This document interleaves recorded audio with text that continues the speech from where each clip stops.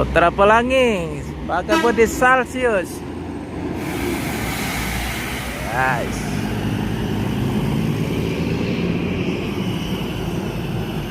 Wes. Kandar potnya di atas 2 toh. Kacara pengasap kapal.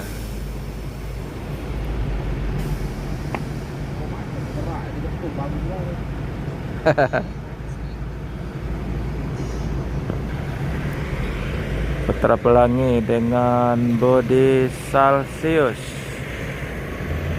pakai sasis Mercy OH 1626. Ada terobong asapnya di atas 2 biji no.